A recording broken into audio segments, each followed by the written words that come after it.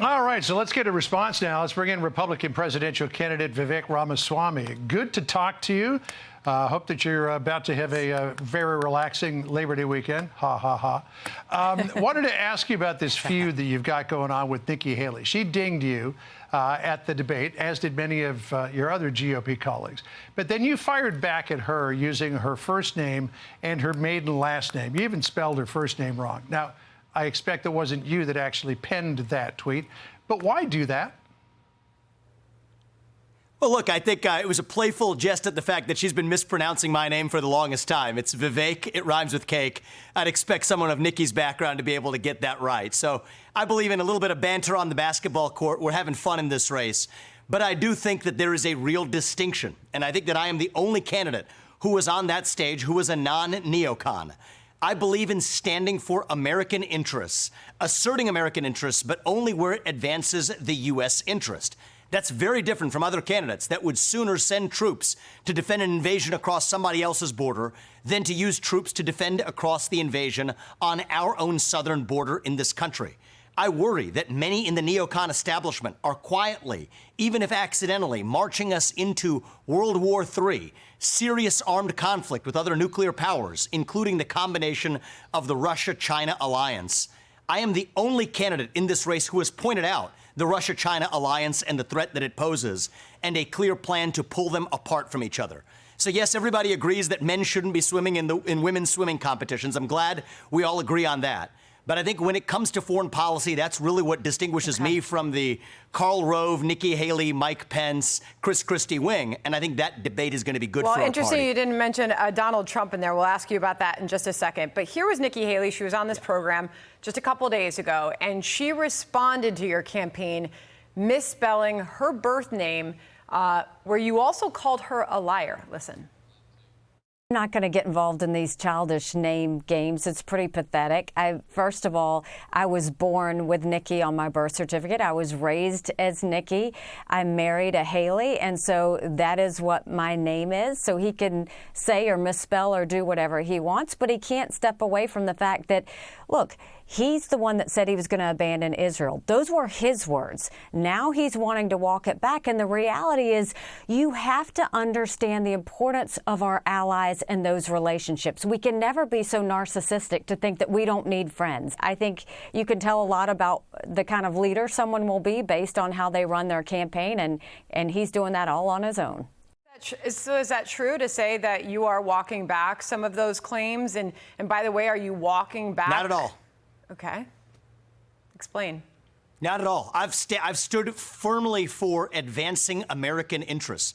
I've been very clear that our relationship with Israel by the end of my first term will be stronger than it has ever been because I will treat it as a true friendship, not a transactional relationship. I don't talk in the way that standard GOP talking points advise you to speak, but I'm speaking with an authenticity on that relationship. Take the Abraham Accords to the next level. Add Saudi Arabia, Oman, Qatar, Indonesia to that pact. I've been crystal clear that it is a vital U.S. interest to make sure that Iran never comes anywhere close to a nuclear weapon. We have to work with Israel to make sure that happens. And yes, I have said that we would back Israel fully, militarily. But I've also said that I don't want our sons and daughters, U.S. troops, to die in that conflict. And if they're going to distort that to say that I'm not going to stand for Israel, then I'm happy to have the debate where Nikki Haley or Mike Pence or Chris Christie can state how many U.S. soldiers they'd like to see die in that conflict. Oh, wait, I've asked that question. I haven't gotten a response. But for my part, I have been clear. Yes, we stand with Israel. And you know what? For my part, I want to learn from our friends in Israel. I would love their border policies in this country. I would love their tough on crime policies and their strong national identity and a missile defense system like they have in this country. And so I admire and respect our friends. I'll have Bibi over to the White House in a way that Joe Biden couldn't. But yes, it's true that I'm not talking about this in the way that standard Republican partisans are taught to by the talking points they get from their super PACs. That's what makes me different, but it is also what will make our relationships with our foreign partners and friends that much more authentic. So let me ask you about two other foreign policy issues. One is Taiwan, and then the other one is Ukraine and Russia and ending that conflict. You've said that you'd fully back Taiwan until the U.S. becomes independent with semiconductors. Yes. So what happens after that point? Do we just give Taiwan to China? So, John, that's how my position, again, has been caricatured. Let's get real here.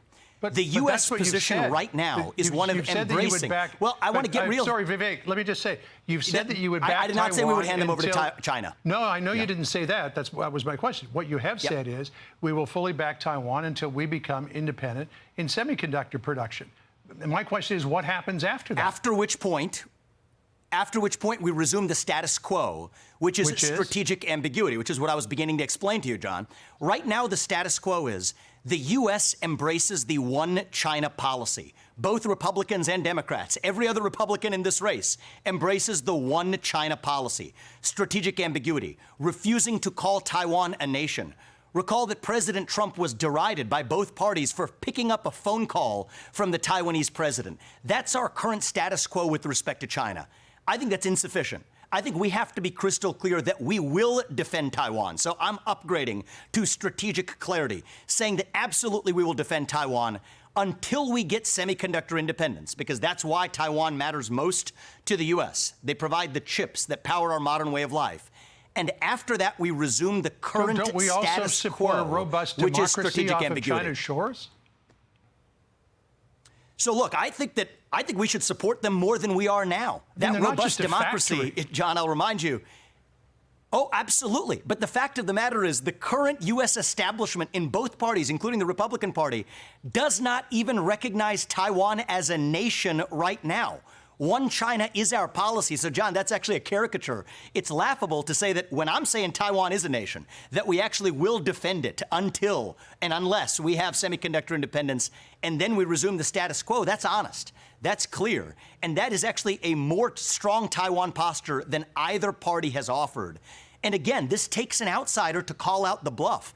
The fact that Trump couldn't pick up a phone call from the Taiwanese president before being derided, those are the same people that are saying that because I'll say I'll defend Taiwan, but am clear until it has semiconductor independence, contort it. So I think you have to understand the status quo. This is clearly another instance where we've seen you embrace the former president. He's obviously also stepping up and showing some support for you. A young, interesting candidate he's referring to you as. If you were to continue to climb in the polls, he could be a competitor for you on the GOP primary stage. How do you differentiate yourself? We know your similarities. Where do you differentiate yourself with the former President Donald Trump? I'm 38 years old. I have fresh legs. We are reaching the next generation of young Americans. That is why I can win this election in a landslide in a way that no other candidate can. Look at the way we're running this campaign. I've gone to the inner city of Chicago, Kensington in the middle of Philadelphia, places where traditional Republican candidates dare not touch. We're leaving no state left behind, no city left behind, no American left behind. Already building a multi-ethnic working class coalition. And I think this cannot be a 50.1 election. I think this has to be a landslide moral mandate, like Ronald Reagan delivered in 1980. That's what I'm aiming to do in 2024. Based on the question, does that mean you're directly aligned with his policies? I didn't hear a difference other than age. No, we have some of our areas of differences, but they are small. By and large, we're the two America First candidates in this race. Everybody else embraces the neocon foreign policy view. So I think we're deeply aligned on policy 90+% of the way. There are some small differences.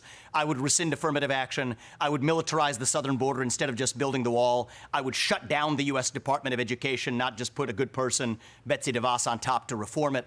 Those are details. But the main difference is I will be able to unite this country by leading the next generation of Americans to a vision of what it means to be an American. Revive national pride in that next generation where it is lacking. I think we have an opportunity to reunite this country around our shared ideals. And that will allow me to take the America First agenda even further than Donald Trump did by building on what I think is a very good foundation that he laid. And so the fact that I'm not running against him, that doesn't mean anything. I'm running for this country, and that's the way I'm going to lead us to national unity. That's my job, and I expect to do it as the next president. All right. Vivek Ramaswamy, still lots to talk about, and we will in the days and weeks ahead. Thanks for joining us. Thank you very much. Good Labor Day weekend. Thank you. All right. All right. I'm Steve Ducey. I'm Brian Kilmeade. And I'm Ainsley Earhart. And click here to subscribe to the Fox News YouTube page to catch our hottest interviews and most compelling analysis.